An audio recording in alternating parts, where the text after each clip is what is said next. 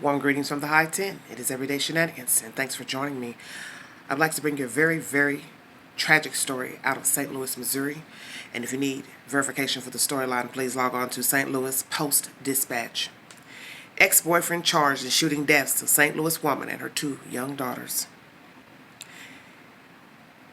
This story was updated at 6:30 p.m. yesterday on Friday, and it says, with comments from memorial held outside home where shooting occurred. After killing a woman and her 2 young daughters in their Dutchtown home, the woman's former boyfriend bought a bus ticket to flee east, police said in court records Friday. Ronald S. Marr, 34, was charged with 3 counts of first-degree murder and armed criminal action. He was captured 100 miles from St. Louis in Effingham, Illinois.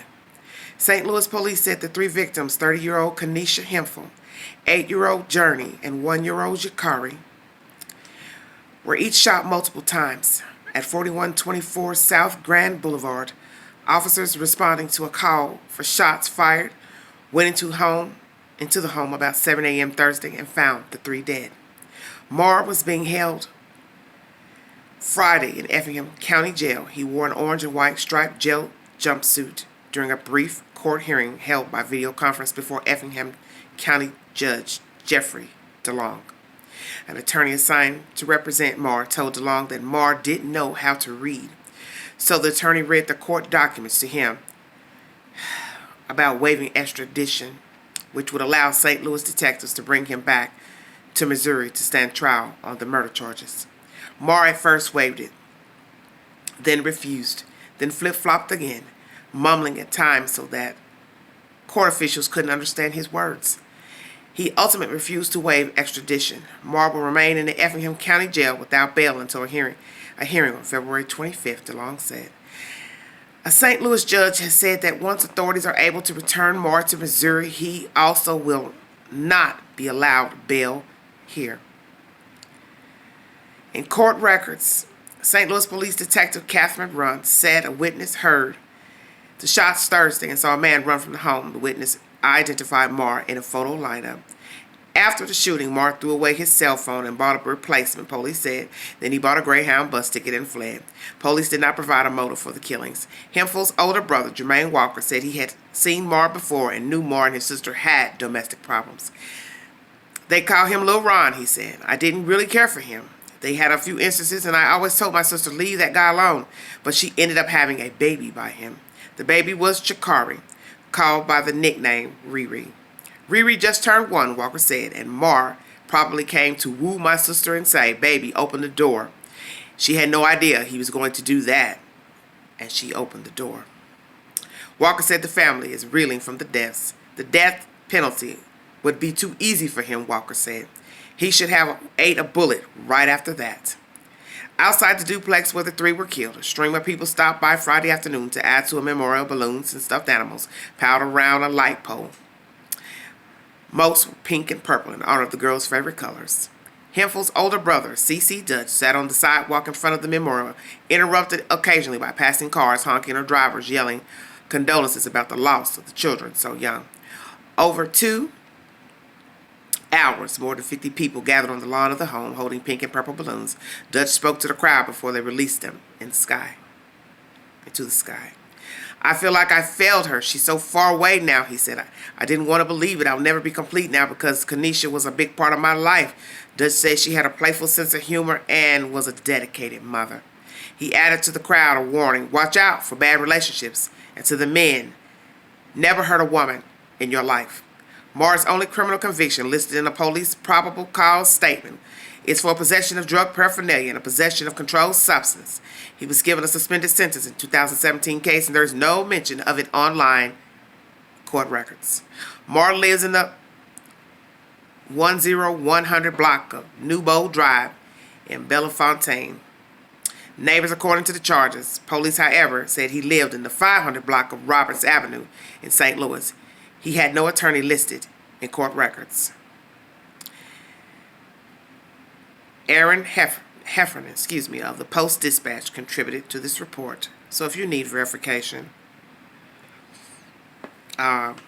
please log on to the Post-Dispatch for verification. And there's also an editor's note in the said commentary. This story has been updated to correct details on the two daughters based on information from the St. Louis Medical Examiner's Office. Okay. And that is the said information about the St. Louis Post-Dispatch if you need verification. So a woman has been murdered alongside her two children. And I'm going to scroll back up so I can bring you the said information pertaining to this story. This took place in St. Louis, Missouri.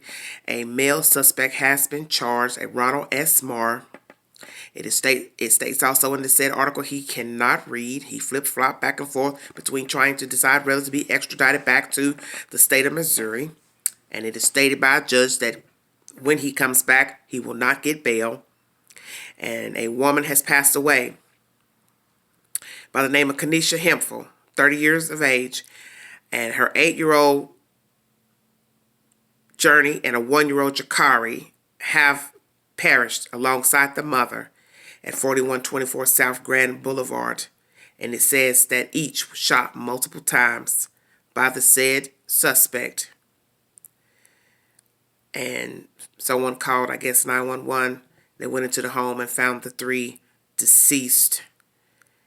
And it says that Marr was being held on Friday in Effingham County Jail, where he had fled to another state. I believe it says Illinois. He fled, bought a bus ticket, bought a burner phone, bought another phone.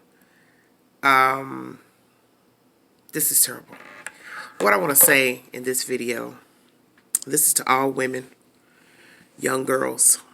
When you see the signs that someone has been not so kind to you with their words and touching you, pushing you, mocking you, run like hell, because you are worthy. You deserve better. And lately I've been seeing more stories of people turning on their family members and their children and girlfriends and ex-girlfriends lately. I brought you a harrowing story out of Oklahoma where a father has killed his children alongside the baby mother and his brother. Indianapolis, I brought you a story of a young boy turning the gun on all of his family members inside of a home because the father was telling him not to leave the said house. So I guess in defiance, he murdered everyone in the home and one brother survived. Now I bring you a story out of Missouri, St. Louis, where an ex has gunned down a woman and her two children. And he tried to flee, but he has been apprehended. There is no reasoning for this type of behavior. And I want young women to understand that you don't have to put up with this type of behavior from a male. You have to love yourself, care enough about yourself to say, I am worthy and I deserve better. And you also need to be leery of he, him basically, trying to double back to talk to you, text you, meet. If the person has been violent with you and you decided to leave the male alone, you should know that he may turn on you and harm you. He may try to follow you to work, stand outside your home, follow you to school, wait at your school, break in your home. So you need to be weary. Not weary, but leery, excuse me. You need to understand that you don't know people. And as you see, this is the first of the year. We're in the second month of the new year. And there have been nothing but tragic stories of people turning on their children, girlfriends, ex-girlfriends, family members. And it is absolute buffoonery. And it is crimes that should not be taking place. Life is a precious thing. And none of us asked to be here, but we are here. And we have every right to be here. And no one has the right to take our life because they think we should not be here. And I want all young girls and young women and women in general to be leery of people who don't treat you well and aren't nice to you and may say sweet things one minute but turn on you the next, double back wanting to talk, to meet. Hell no. Hell no. Now one can be turned on and things may be appearing well. Because once again, you don't know people. So all I can do is say, just keep your eyes and ears open.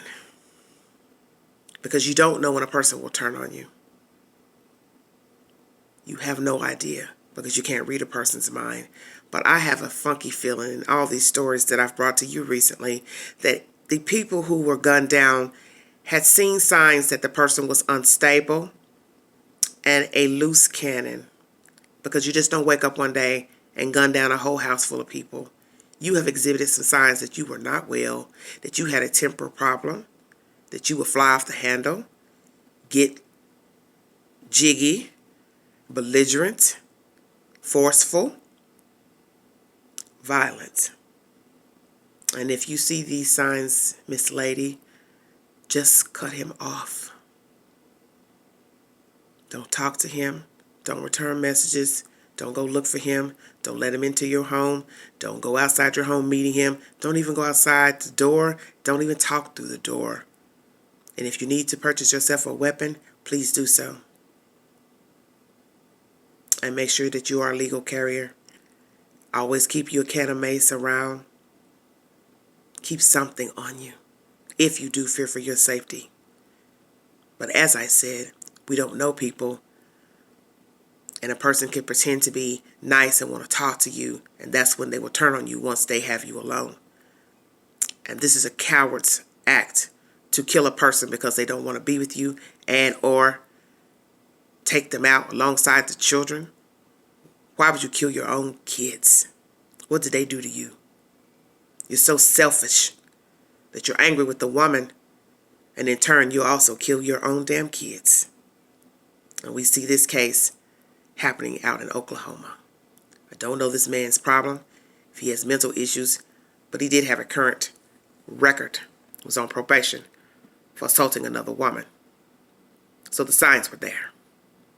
In this case, I do not know this male, but it states he cannot read. And how ironic is that? He can't even read, but he can carry a gun. Snuff a woman and her 2 children out like they were nothing. My condolences and prayers to the family. My condolences and prayers to all the stories I brought you recently pertaining to people who have been gunned down in their own home by their own said relative. This is a heinous, heinous act to kill your own. See, it's one thing for people to beef in the street with random people, strangers. Gang bang. You looked at me wrong. Pop off. But to kill people who you know and allegedly love, care for, just goes to show you don't know people. See, we are supposed to fear people in the street that we don't know, strangers. But lately, the stories I have been bringing to you are all of people who lived in the same household, people who have dated, people who have procreated and made children. And these said men have turned on these women and family members inside of a home. All I can say is, please be careful and watch for the signs of anyone acting erratic and talking subversive, belligerent, cursing, threatening. Get them out of your peripheral and stay away from them. And especially you young ladies, any type of subversive, belligerent behavior, remove yourself immediately. And if you need to get a restraining order, do so. If you need to, as I state, get you a weapon legally, then do so. And keep your eyes and ears open and do not play with the devil. Because the devil is not your friend. He never was your friend. And he uses people because that is his job. And people really don't realize that. The devil uses people to infiltrate. That is his job. It has always been his job. And I feel so terrible for these stories that I have brought to you here recently.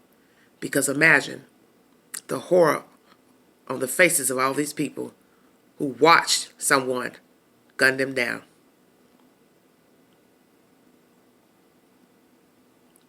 There are no words to describe what they had to endure. And I don't ever want to know that type of fear, ever. Please keep a watchful eye out on the children. Ladies, if you are dating someone who is not stable or have dated someone not stable and they are trying to contact you, reconnect with you, please walk away and cut off all contact. Do not answer your phone or door. Take the necessary steps to protect your own safety and livelihood and the livelihood of your children. Thanks for joining me.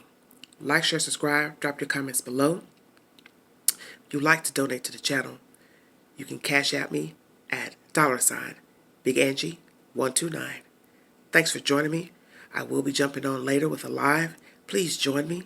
I want to thank all my new subscribers and new viewers. God bless all of you. Stay safe. Pray for our children. Pray for the little ones. Pray for those who have become unnecessary and unwilling victims to crime. Pray for them and pray for their families. They need your prayers. Pray for our youth who are wayward and lost. And pray for those who are adults who are wayward and lost. Pray that they will find their way and get the necessary help. Thanks for joining me. This is Everyday Shenanigans.